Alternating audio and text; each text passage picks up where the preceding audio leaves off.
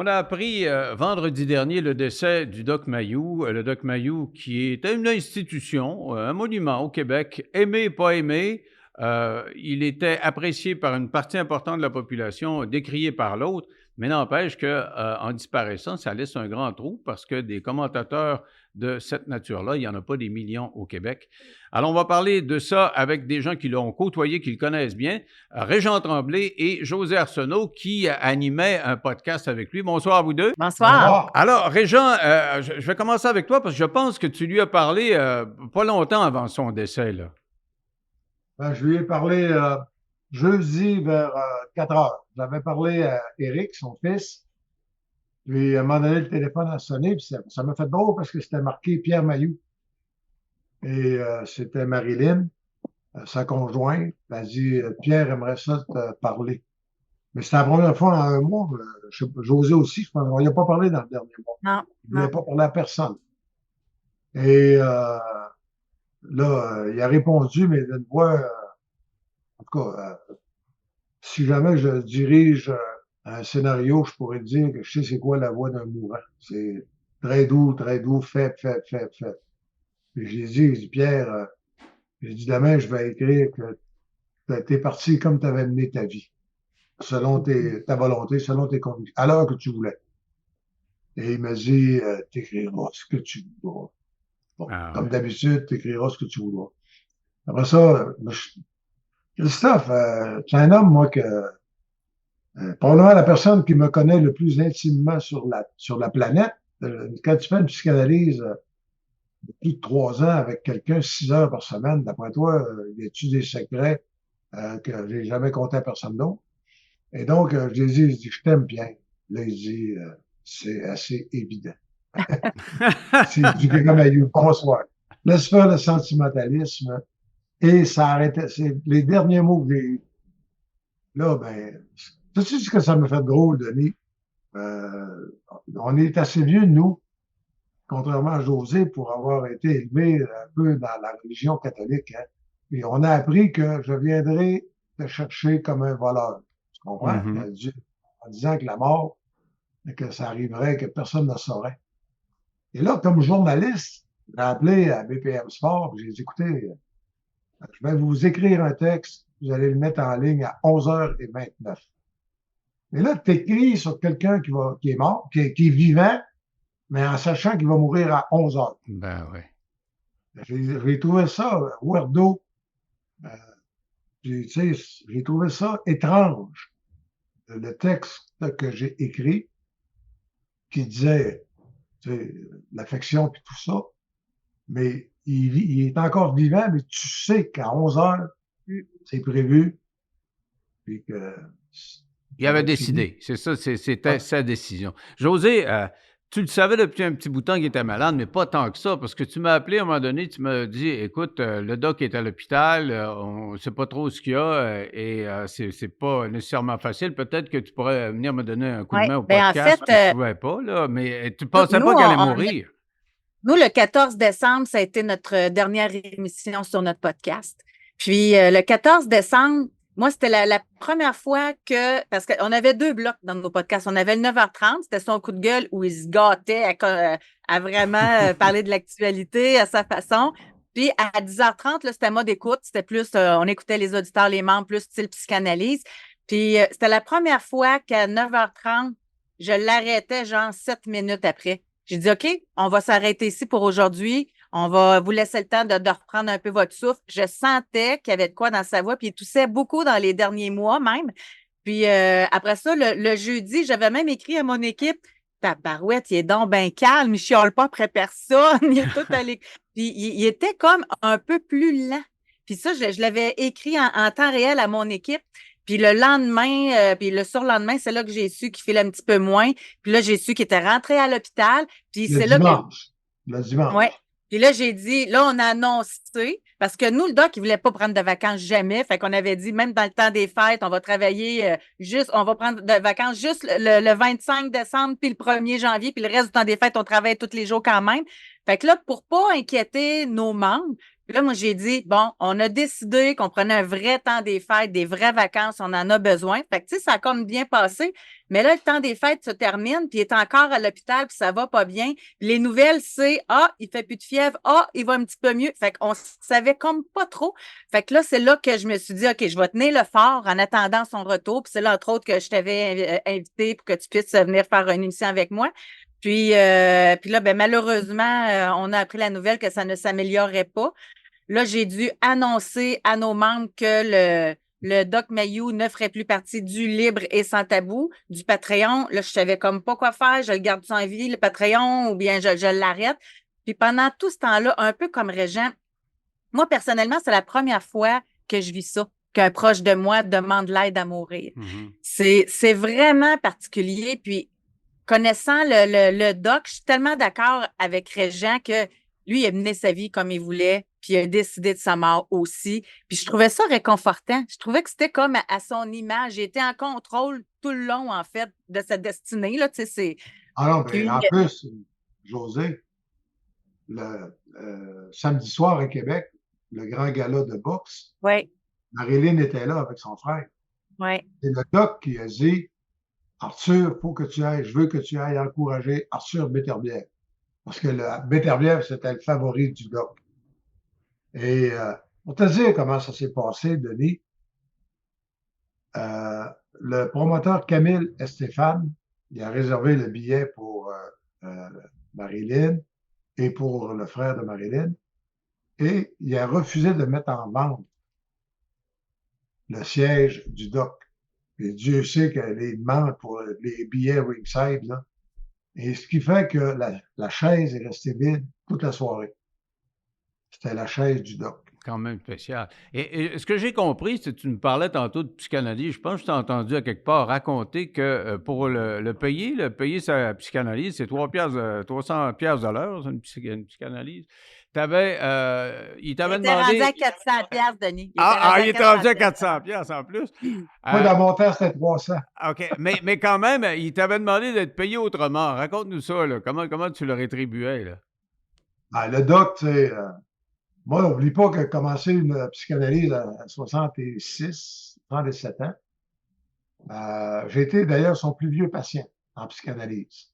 Mais il dit, je te prends parce que tu as une mémoire phénoménale, ça se voit pas. Puis en plus, comme auteur, la créativité t'a habitué à aller en introspection. Fait que, il dit, on va voir. Ouais. Et là, j'ai fait la première journée chez lui, en personne. C'était la dernière fois que j'ai fait une heure de psychanalyse en personne. Je faisais ça la plupart du temps étendu sur mon sofa dans le bureau.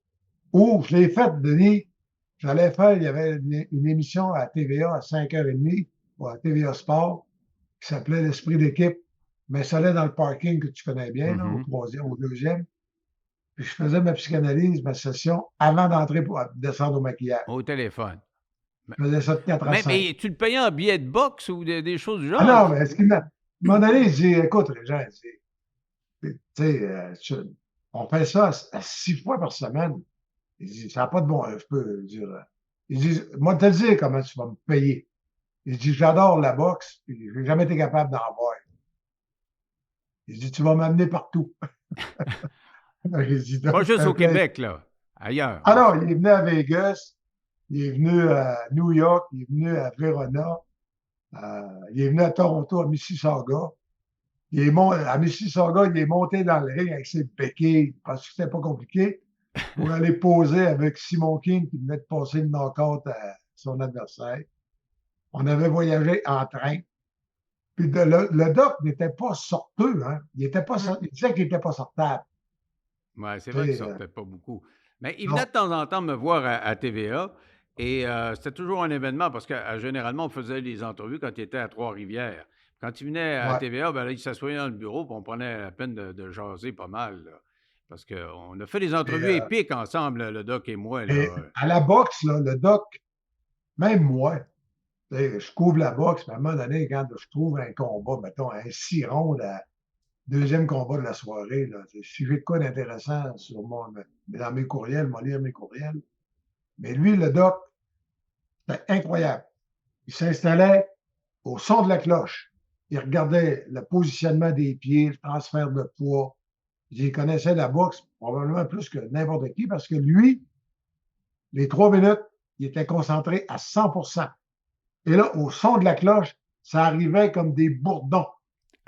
Là, pour des selfies puis des autographes. C'est C'était vrai, il gênant. attirait le monde, hein? Il attirait le monde. Ouais, Hein? ouais. C'était gênant pour les vedettes québécoises. Charles Lafortune, puis Sébastien Delorme, puis Julie Perrault dans le temps. Il amène n'importe qui. Ben, à part peut-être Céline Dion, là. Il allait voir le Ouais. doc avant d'aller voir les autres vedettes. Mais, Eh mais oui. Régent, Simon King aussi, je dévoile pas de secret parce qu'elle en a parlé sur sa page Facebook. C'était son psychiatre de sport. Là. Tu sais, Oui. fait que non seulement il connaissait le sport, mais il travaillait auprès des boxeurs aussi. Hey, Oui, comme Simon Keane a été un boxeur qui a été jusqu'à son dernier combat en Arabie, hyper stressé dans les 2 premiers rounds, 2, 3 premiers rounds. Et Simon King, les 2, 3 premiers rounds, c'est quasiment la traversée d'un océan avant de pouvoir dire qu'il relaxait puis qu'il pouvait. mais est-ce que le doc l'a aidé? Oui, Ouais. mais c'est un travail de longue. Et mais ça devient, là, on rentre dans les secrets professionnels que je ne connais pas parce que le doc, c'était compartimenté, ça. Oui, oui, ça c'est vrai. Moi, j'ai déjà fait affaire avec lui, parce qu'on va parler de son côté psychiatre, là. Ben, moi, j'avais confiance en lui comme psychiatre. Je l'avais vu évoluer, là, même avant de le connaître, là, dans le procès de Denis Lortie. Puis j'écoutais à la radio en masse là, quand j'étais au Saguenay. Et un jour, ma mère faisait de l'Alzheimer et on n'était pas capable de trouver pourquoi elle était aussi angoissée que ça. Alors, tu avais des gériatres qui étaient autour d'elle, qui lui donnaient toutes sortes de médicaments, puis ça ne faisait rien. Elle était là, elle faisait de la démence, mais elle était encore là, mais elle faisait beaucoup d'angoisse. Je l'ai amené chez le doc, je l'ai appelé, je lui ai dit, pourriez-vous l'évaluer? On est allé 2 fois à Trois-Rivières. Il lui a parlé tout seul. Moi, je n'étais pas là. Il restait avec elle pendant 1 heure et demie. Et il m'a dit, écoute, on va donner telle dose de tel médicament. Je suis arrivé à la pharmacie, ils m'ont dit, hey, c'est une grosse dose. Ben, j'ai dit, c'est la dose qui est prescrite. Tu sais que son histoire des superdoses, des surdoses, j'ai eu de la Oui. misère avec le Collège des médecins à cause de ça. Oui. Ben, on a donné cette dose-là à ma mère et 2 mois après, elle était pratiquement plus angoissée. Ça avait fonctionné. Alors, tu sais, je Wow. veux dire, les gens qui disent que le doc, là, tu sais, c'était un showman. Oui, c'est vrai, c'est un showman. Puis il y a eu beaucoup le Collège des médecins dans le derrière à cause du fait qu'il donnait un show à radio plus que pour son acte de psychiatre, là, j'ai l'impression. Mais Ouais, mais Denis, à d'ailleurs, travers tout ce qu'il a vécu, là, il n'y a jamais eu une plainte de ses patients ou des proches, de la famille de ses patients. Puis ça, il s'en faisait une fierté de le dire. Là. Ça en dit beaucoup. Ses propres patients l'aimaient beaucoup. J'en ai eu de ces patients en entrevue. Tu te souviens, il a été radié quelquefois, là, puis une fois, il n'y a pas le droit de les voir. Et des patients qui m'appellent puis qui disent, écoute, ça n'a pas de bon sens, là, ils nous ont diminué nos doses parce que le doc donnait des surdoses et les autres médecins ne faisaient pas ça. Et on est en train d'imploser, ça n'a pas de bon sens. J'ai fait venir 4 patients, puis c'était pas organisé, puis le doc n'avait pas d'affaire là-dedans. J'ai fait venir 4 patients qui sont venus témoigner à la télévision qu'ils étaient en train d'imploser, il y littéralement, a eu, parce qu'il n'y pendant, avait plus les surdoses du doc. Denis, pendant une de ces radiations, il y a eu au moins un suicide. Oui. Ouais. Mais Sais-tu quand quoi, même, le pire, là? C'est que dans une de ces radiations pour les mégadoses, 3 mois après, ils ont réalisé que tous les psychiatres qui avaient pris les patients du doc étaient revenus à la posologie du doc. D'ailleurs, maintenant, pour les cas graves que le doc employait à la mégadose, c'est ça qui se passe. ben, il m'avait expliqué que les mégadoses, là, c'était enseigné en Angleterre. Puis au Québec, c'était pas le précepte qui était enseigné à l'université, mais c'est comme ça que ça fonctionnait en Angleterre, et pour ça, Et le ça Collège du fonctionnait bien. médecin, oui, exactement, le Collège du médecin râlait à cause de ça. Mais quand même, vous avez vu les réactions à son décès, il y a des gens qui l'ont apprécié, puis il y en a d'autres qui disent, ben c'est bien qu'il meurt, puis il y en a même, j'irai cracher sur sa tombe, ça n'a pas d'allure, il disait Ah. n'importe quoi, il était raciste. Et ces déclarations ont fait en sorte qu'il y a des gens qui n'étaient pas capables de pleurer, là, quand même, là. Bon, oui, mais ça, tu sais, la déclaration réelle qu'elle dit, à tout le monde en parle, c'était des études de l'Université de Montréal prouvent que la moyenne de quotient intellectuel des Noirs aux États-Unis est plus basse que la moyenne de 100. C'est maintenant, euh, tu sais, j'avais jasé avec lui là-dessus parce que moi, soit dit en passant, son avocat, c'était un Haïtien. Il se tenait avec Jean Pascal, avec Adonis Stevenson, avec Max Gros-Louis. Le gars n'a jamais été raciste pour Saint-Saëns. Et son explication, c'était, si tu vas dans une ville, mettons comme Atlanta, Birmingham, des villes, là, Houston, les Blancs, les enfants des Blancs vont dans des bonnes écoles, ils ont accès à des livres, ils ont accès à une éducation haut de gamme. L'éducation. Et souvent, l'enfant noir, malheureusement, dans les ghettos, n'a pas de livre, pas de lecture, et souvent dans un milieu de dos, tu sais, la stimulation est très différente. Mais évidemment que quand c'est arrivé à tout le monde en parle, le conjoint de Missou est noir. Dan Bigra était là, son père s'est suicidé, c'était psychiatre. Tu mets tout ça ensemble, là, ça s'appelle un dîner de cons. Tu fais venir quelqu'un pour être sûr que tu vas le poivrer. Mais quand même. Et moi, j'ajouterais sur le côté raciste, là, dans notre Patreon, nous, s'il y en a là, qui sont membres et qui regardent le podcast présentement, vont se reconnaître, là, on a des Haïtiens, on a des gens de différentes communautés culturelles, puis nous, depuis qu'il est décédé, qu'on fait des hommages là, dans nos podcasts, puis ils ont tout appelé, là. Puis eux autres même le mentionnaient pour tous ceux qui pensaient qu'ils étaient racistes. Moi, il est devenu un mentor, puis c'est celui qui nous a permis de nous exprimer sur notre communauté. Ça vient d'eux, là. Non, mais des fois, il se tirait dans le pied parce qu'il y allait carré. Tu sais, quelle expression? Dans le pied. Oui, le pied, oui, c'est vrai, parce qu'il en restait un. Il faut l'expliquer. José, explique-le, parce que c'est pas tout le monde qui sait qu'il avait été amputé puis qui connaît les circonstances. Moi, il m'avait raconté ça quand il avait publié une biographie, comment il a perdu une jambe. Raconte-le rapidement, parce que c'est pas tout le monde qui le sait, là. Ben, moi, ce que j'en sais, là, puis de ce qu'il racontait, parce qu'il n'en parlait pas tant de l'événement en tant que tel là, sur notre podcast, puis Régent, tu pourras me corriger, mais il était en voiture, puis à un moment donné, quelqu'un en avant de lui, comme manqué d'essence, il est arrêté pour l'aider, puis il y a quelqu'un qui est passé, qui a arraché la jambe en auto. Absolument. Une madame qui avait de la misère à changer son pneu. C'est pour aider quelqu'un. Là. Il a perdu sa jambe en aidant quelqu'un. Exactement. Il a arraché la jambe. Ouais. Une jambe coupée chirurgicalement, ils font un job, c'est écœurant à dire, mais ils font un job propre qui permet après ça d'avoir une prothèse. Puis regarde, M. Lucien Bouchard, c'est un bel exemple. Mais le doc, lui, la jambe a été arrachée, littéralement. Ouais. D'ailleurs, sans rentrer dans les détails, mais le scrotum était arraché en partie aussi. Ah ouais. C'était une moyenne blessure. Puis il a souffert le martyre à l'hôpital, lui. C'était pas une affaire là, facile.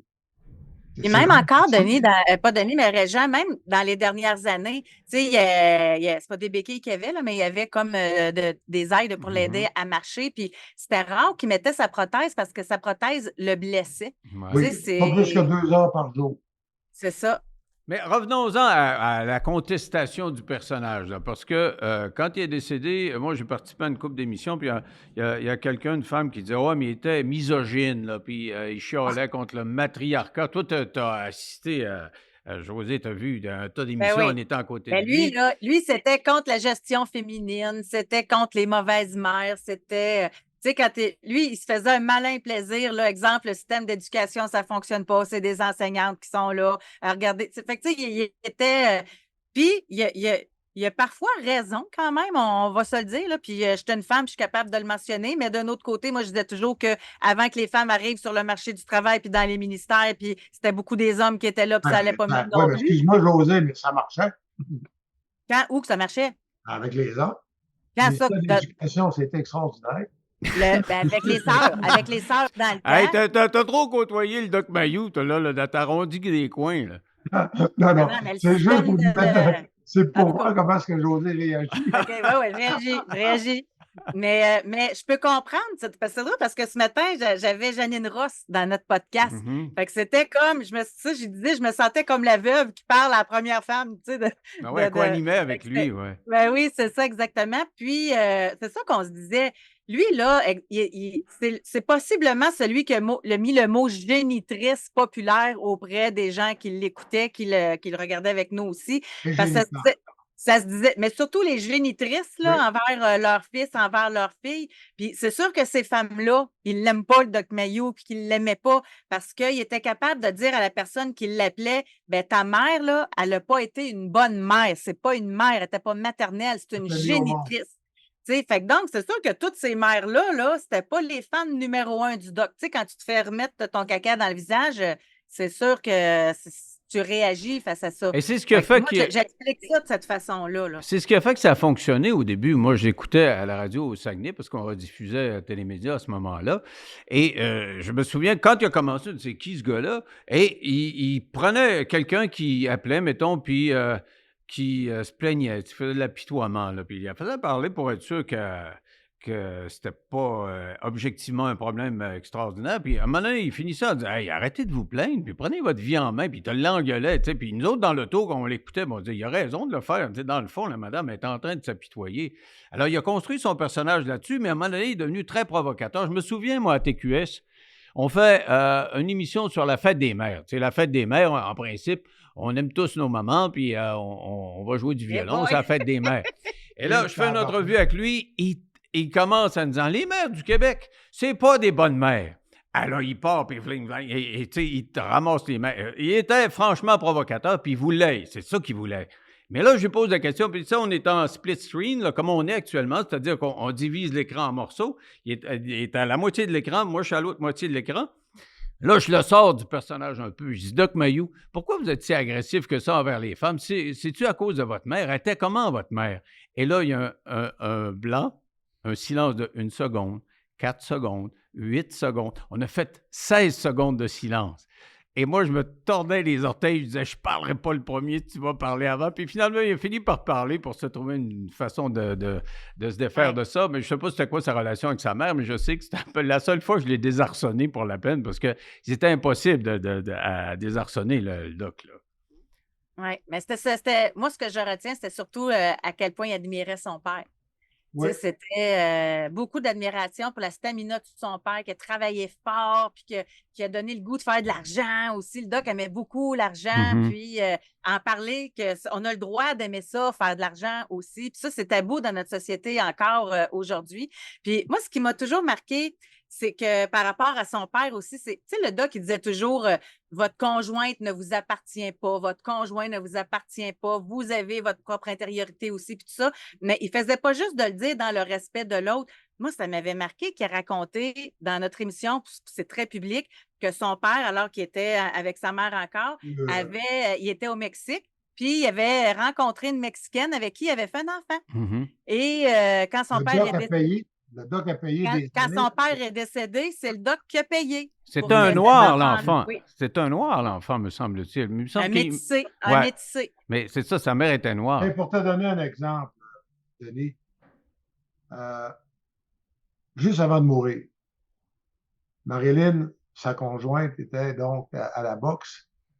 C'est le doc qui lui a dit, mais c'est ce qu'il lui a dit aussi. Il dit, mon vrai héritage, Marilyn, c'est toutes les gens que tu as connus, qui maintenant t'appartiennent. En voulant dire, c'est, elle a connu José, elle m'a connu, probablement qu'elle t'a connu, Denis, elle a connu des présidents, tu sais, à la boxe, à ringside, là, il rencontrait des présidents, il rencontrait toutes sortes de monde.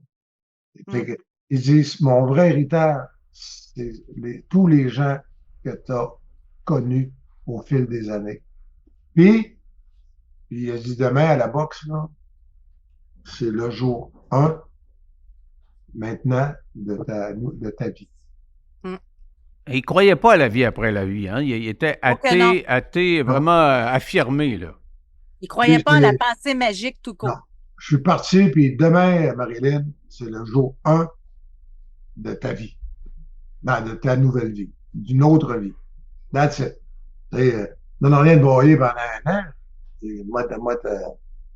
C'est ça. D'ailleurs, je vais vous raconter de quoi de personnel. Ça m'aide à accepter le fait que je ne serai pas à ses funérailles parce qu'il fait des funérailles privées. J'ai été invitée à y aller. Puis j'ai justement dit à Marilyn, parce que là, moi, je suis en Floride, j'ai tout, en tout cas. Fait que, elle dit, ben non, José. Elle dit, il est mort. Elle dit, il est mort. Fait que tu te déplaces, que tu te déplaces pas. Fait que, mais je connais tellement sa pensée profonde par rapport à ça que je me sens bien quand même avec ça. Ouais.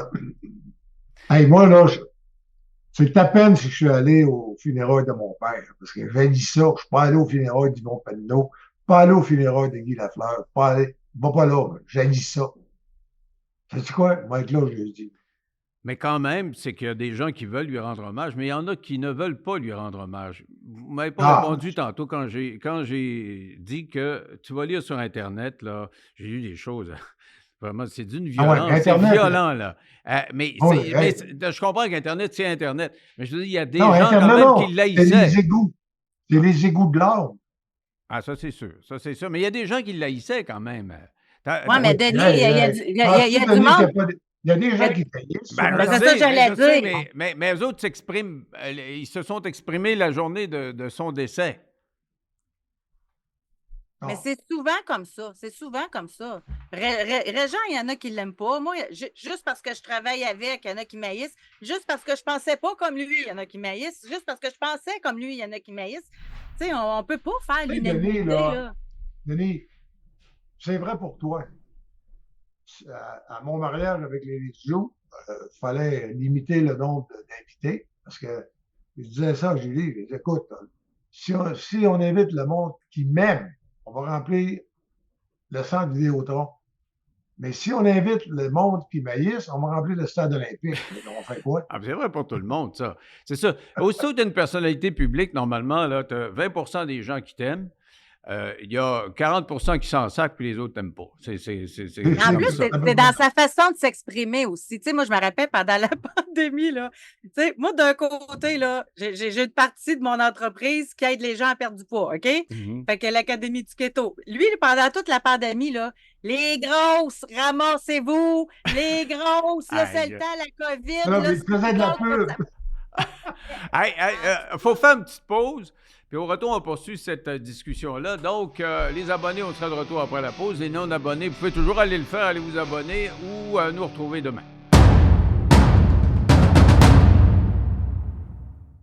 Avant la pause, on a parlé de grossophobie alors qu'il était question du Doc Mayou, de qui on parle bien sûr en raison de son décès vendredi dernier. Et José, tu nous racontais que ça créait bien des réactions pendant la pandémie quand tu disais les grosses, faites attention à vous autres parce que ça, vous pouvez être malade. Là.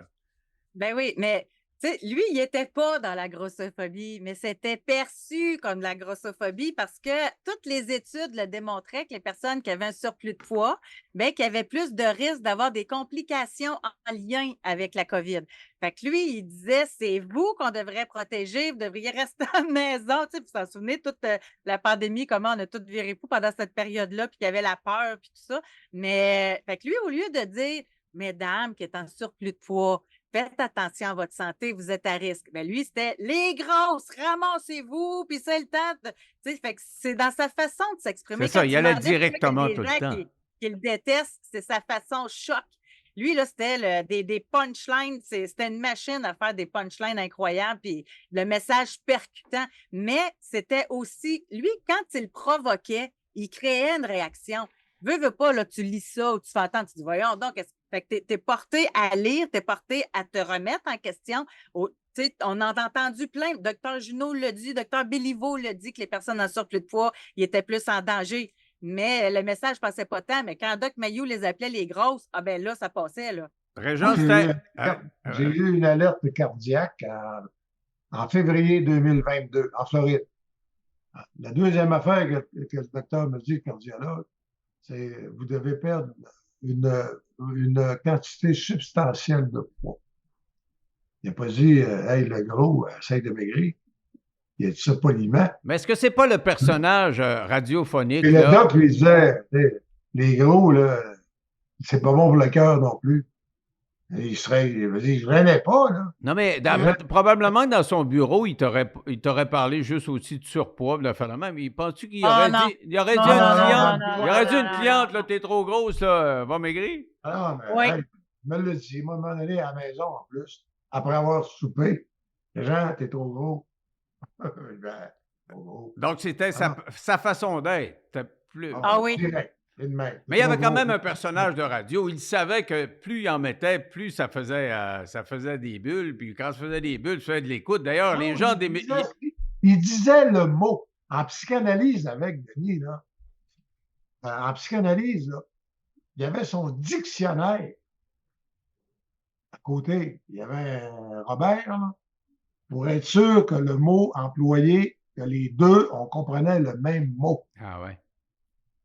Tu sais, on va dire de quoi, tu sais, des fois, je parlais d'éléments. Ouais, mais là, il dit, ce que tu veux dire, là, regarde, la définition, là, c'est ça. C'est ça que tu veux dire. Là, je disais, ben non.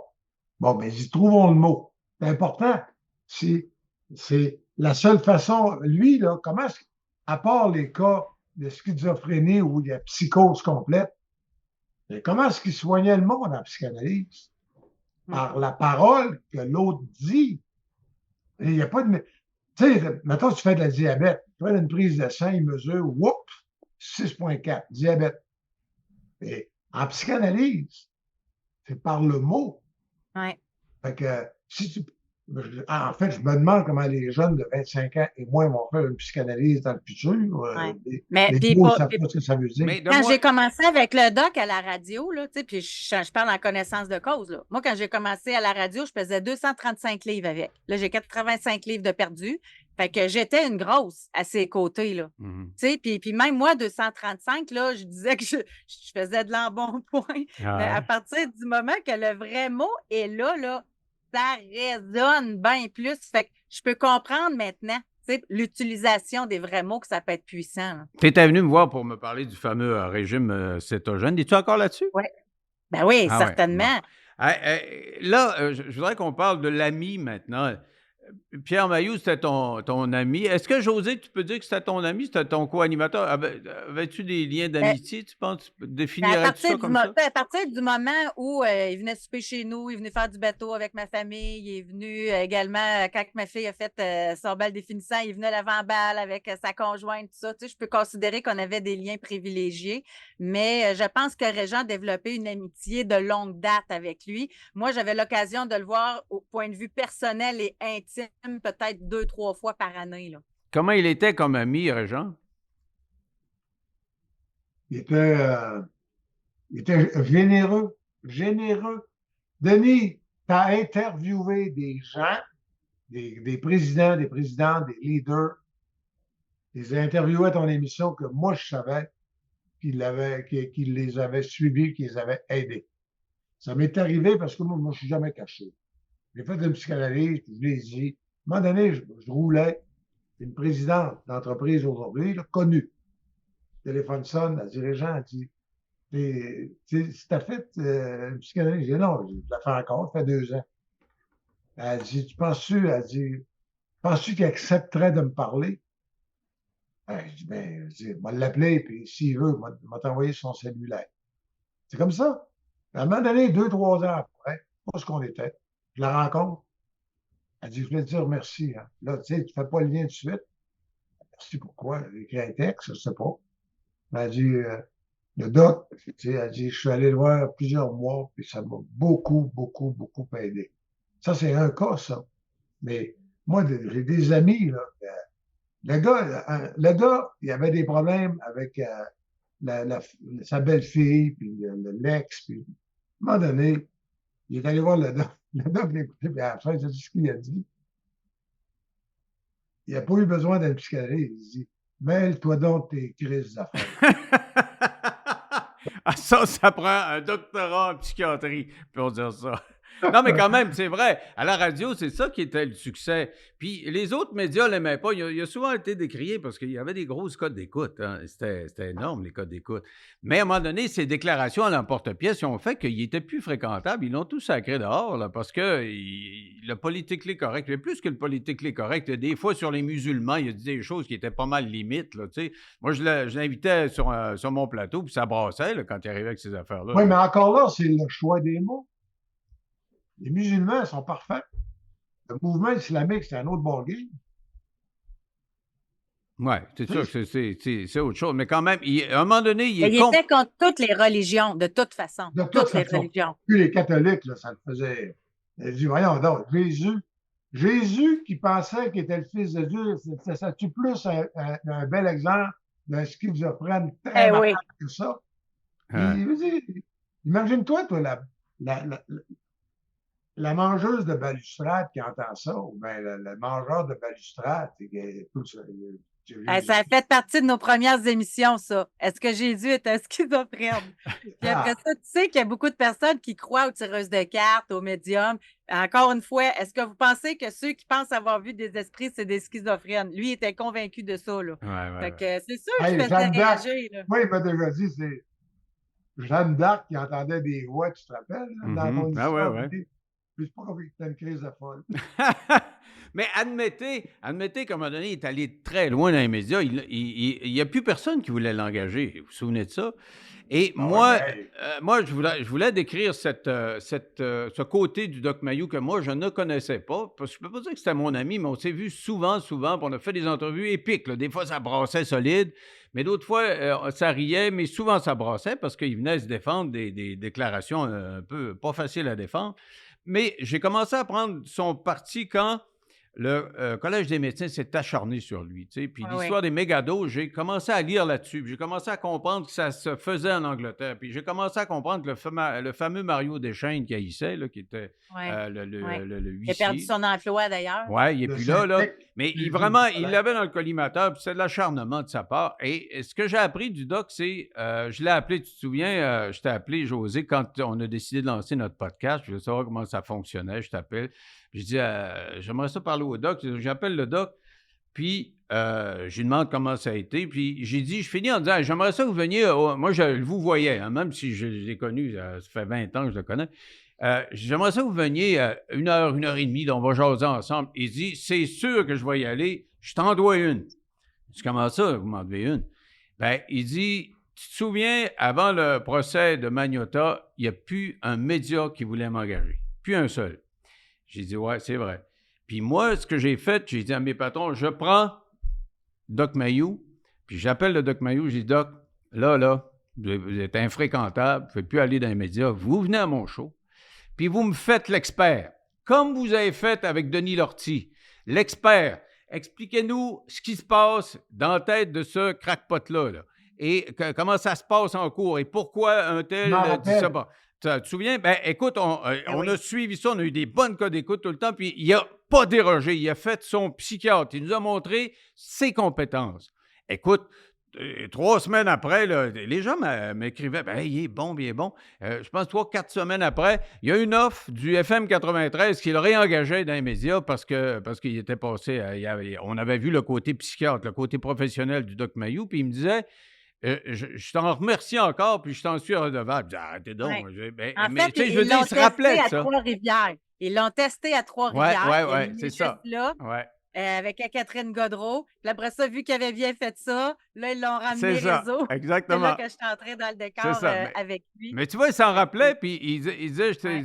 il était reconnaissant, puis ça m'avait sidéré. Je disais, le gars, il pourrait dire, bon, ben, coudonc, c'est moi qui Ouais. étais bon, puis Mais non, un souvenir que j'ai aussi quand tu l'avais reçu dans ton émission, puis ça a été quelque chose que j'ai eu à délai avec les patrons, etc. Puis tout ça. Je sais pas si tu t'en souviens sûrement. À un moment donné, on avait eu une auditrice ou en tout cas, le sujet, c'était sur la violence conjugale. Mhm. Puis lui, il avait dit les femmes qui restent avec leur Ah ouais, ouais, agresseur parce qu'ils ont un bénéfice à ça. ouais, je me Et souviens. tabarouette. Mais lui, ce qu'il voulait dire, c'est peut-être qu'elles sont trop vulnérables, peut-être que c'est la maison, peut-être que c'est pour protéger les enfants, peut-être.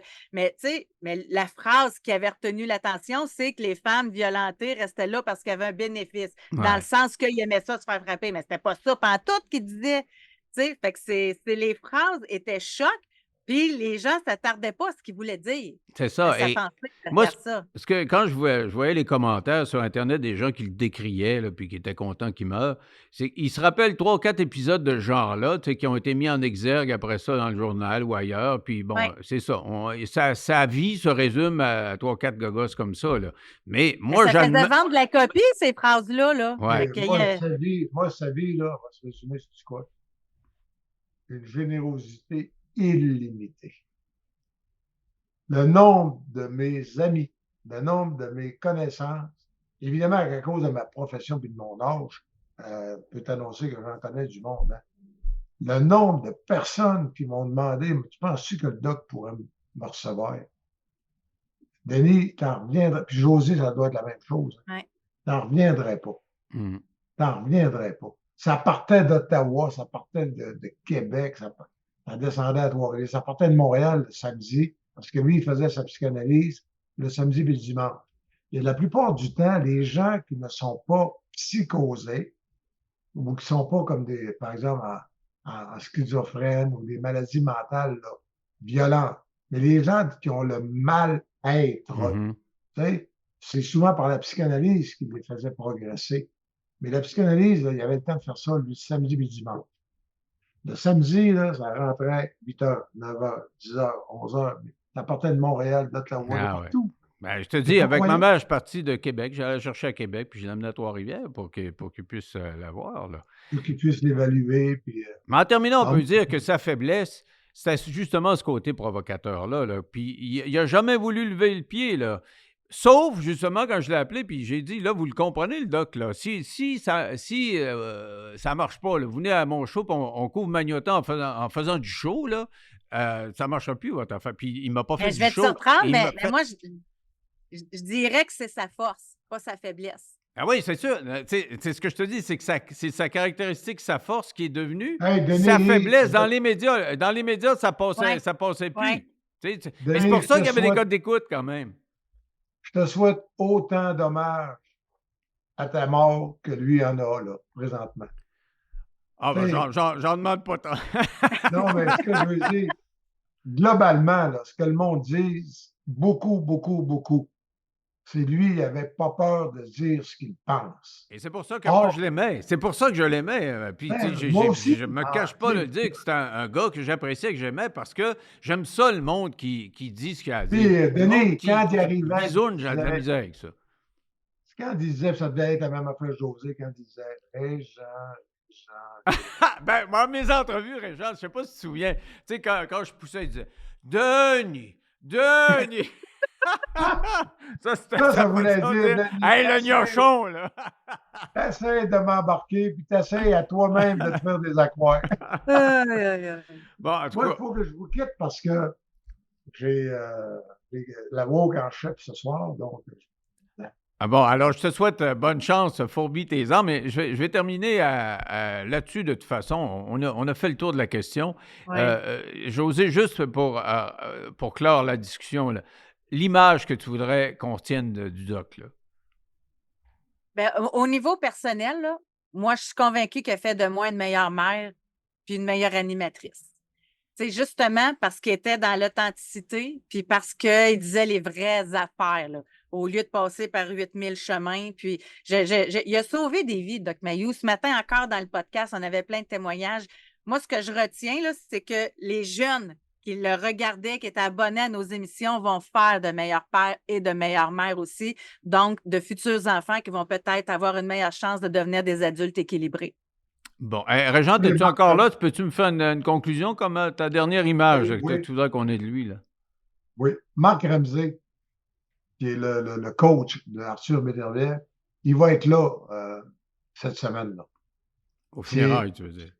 C'est lui qui l'a demandé, pas pour flasher, parce que lui, Marc, là, c'était dans d'autres, c'était dans les gangs de rue, à Vancouver, à Trois-Rivières, à Québec, à Montréal.